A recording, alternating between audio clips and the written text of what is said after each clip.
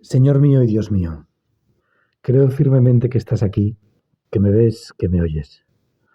Te adoro con profunda reverencia. Te pido perdón de mis pecados y gracia para hacer con fruto este rato de oración. Madre mía Inmaculada, San José, mi Padre y Señor, Ángel de mi guarda, interceded por mí. Pues el Verbo de Dios se hizo carne y habitó entre nosotros. Esta es la fiesta que estamos celebrando durante esta semana. Una fiesta que, no sé si te lo he dicho hace un tiempo esto, pero hoy lo reafirmo, pero todavía con más fuerza. Una fiesta esta como tantas que yo no entiendo. La cantidad de cosas que no entendemos. No sé si a ti te pasa lo mismo, pero a mí, por lo menos según pasan los años, los lustros y las décadas, cada vez entiendo menos de las cosas que son más importantes en mi vida. Para mí, vivir es Cristo, eso deseo. Y creo que es así, Señor. Aunque meto la pata muchas veces, soy imperfecto, olvidadizo, me distraigo. Pero sí, Jesús, mi vida eres tú. Y cuanto más te conozco, cuanto más conozco tu doctrina, pues menos sé, la verdad. Menos entiendo. La cantidad de cosas que no entendemos. La fiesta que celebramos hoy en la iglesia es de estas de no entender. Es la fiesta de los santos inocentes. Esos niños menores de 2 años a los que Herodes segó la vida, después de ser informado por los reyes magos, los sabios de Oriente, de que iba a ser el rey de los judíos. Jesús huye a tiempo, llevado por San José, avisado en sueños. Pero ¿quién entiende, no, que para salvar al Hijo de Dios haya sido necesario pues asesinar brutalmente a niños de menos de 2 años? ¿Cómo es el sufrimiento de esas madres? ¿Quién lo entiende? Esto es uno de los misterios difíciles de entender. Al final es el misterio de la cruz, es el misterio del Calvario. Fíjate que hace 2 días hemos celebrado la Navidad, pero ya al día siguiente, San Esteban, el primer mártir de la Iglesia, y hoy, pues estos protomártires, casi, protomártires del protomártir, los santos inocentes, vidas entregadas para salvar la vida del Hijo de Dios. Es poderoso, pero es muy difícil de entender. Yo no lo entiendo. ¿Y sabes una cosa? Que cada vez aspiro menos a entender esto. Es igual que pues lo que ha sucedido durante el siglo XX y en este siglo XXI, por ir al momento así más icónico del no entender nada, el exterminio de los judíos y también no solo de los judíos, en los campos de concentración, en Auschwitz. Allí estaba Viktor Frankl, un afamado psiquiatra. Fue al campo de concentración y consiguió sobrevivir. No así su mujer, que se subió al tren que llevaba al campo de exterminio, porque en el tren iba su marido. Fue el único motivo por el que su mujer se subió al tren.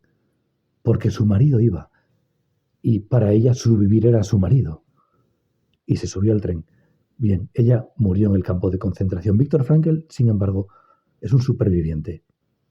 Pues bien, este hombre psiquiatra, judío, si no has leído el libro que se titula El hombre en busca de sentido, eres afortunado. Porque todavía no lo has leído y es una lectura necesaria y maravillosa, donde narra su experiencia en el campo de concentración, entre otras cosas. Pues este hombre, después de pasar por allí, decía, el mismo que inventó los hornos crematorios, es el mismo que entraba en ellos musitando una oración esperanzada. Es el mismo que asesina, es el mismo que entra esperanzado. Bueno, da que pensar bastante. Da que pensar bastante. Este hombre, en una de las clases que daba, entró un soldado nazi con la idea de interrumpir la clase, pero no fue capaz, quedó como embelesado por las palabras del psiquiatra que decía yo, Conocí a Freud, el fundador de la primera escuela de Viena. Él sostenía que el motor de la acción humana es el afán de placer. Yo no creo que eso sea verdad. Pertenecí y conocí al fundador de la segunda escuela de Viena, Alex Hudler, ahora no recuerdo el apellido, que sostenía que era el afán de poder el motor de la acción humana. Yo fui expulsado de esa escuela por contradecir esta tesis. No creo que el afán de placer y el afán de poder sean los móviles de la acción humana, salvo que uno esté un poco enfermo o desequilibrado mentalmente. Lo que mueve a la acción humana es el afán de sentido, la búsqueda del sentido de la vida. Todos buscamos un sentido a la vida, un porqué. A este hombre le tocó atender después de la Primera Guerra Mundial a 4.000 personas con pensamientos suicidas. 4.000. Bueno, pues él cuando los sentaba ahí en su despacho, la primera pregunta que les hacía era: oiga, ¿y usted por qué no se ha quitado la vida ya? ¿A usted por qué no se ha suicidado? Y decía que la respuesta a esa pregunta era muy importante, porque ahí aparece el móvil de sus acciones, aquello que tiene valor. Tú, te hago la pregunta, es un poco fuerte, ya lo sé, pero ¿por qué no te has quitado la vida? ¿Por qué amaneces? ¿Cuál es el sentido de la vida para ti? Jesús, para mí, el sentido de la vida eres tú. Mi vivir es Cristo. Mi vivir es Jesús de Nazaret. Jesús, quiero vivir para ti y morir para ti. Fíjate que estamos en Navidad y he hablado de Auschwitz, de la Primera Guerra Mundial, del suicidio, de los santos inocentes. La Iglesia nos invita a hablar del sufrimiento hoy. ¿Y qué sentido tiene todo esto? ¿Qué sentido tiene el sufrimiento? ¿Cuál es la razón de ser? Yo no lo entiendo. Pero lo que sí que sé es que el sufrimiento está en el centro del misterio de Jesucristo. El misterio del Verbo encarnado no se entiende sin la presencia del sufrimiento, desde el principio de su vida, pasando luego por la cruz. Y el sufrimiento actual de Dios cuando pecamos, cuando no respondemos a estas gracias que Él nos quiere dar. El sufrimiento está en el centro del misterio de Cristo, no está ahí al lado, no, lo empapa todo, lo empapa todo. Y por otra parte, el sufrimiento se ha convertido, por la acción de Cristo, en algo que puede glorificarnos.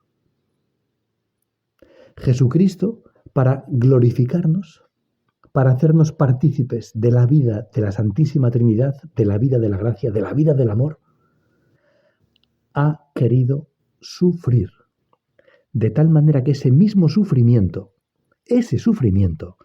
se convierte en gloria. Tiene un sentido. Yo no lo entiendo, pero es así. Y no aspiro a entenderlo, Señor, pero sé que es así, que un dolor de cabeza, que recibir una mala noticia, que no encontrar el trabajo adecuado, que tener serias dificultades en el trato con mi padre o con mi madre o con mis hijos o con mi cónyuge, o sufrir una enfermedad, todo ese sufrimiento, ya sean físicos o psicológicos, todos los sufrimientos tienen sentido y se pueden convertir en sacrificio. Sacrificio viene de dos palabras latinas, sacrum facere, hacer algo sagrado. El sufrimiento es sacrificio, el sufrimiento es gloria, el sufrimiento, desde que Cristo ha muerto en la cruz, es bueno. Lo digo y me asombro de decir estas palabras, pero te miro, Jesús, y luego miro la experiencia de tantos cristianos que he tenido a mi lado y que ese sufrimiento les ha hecho identificarse tantísimo contigo,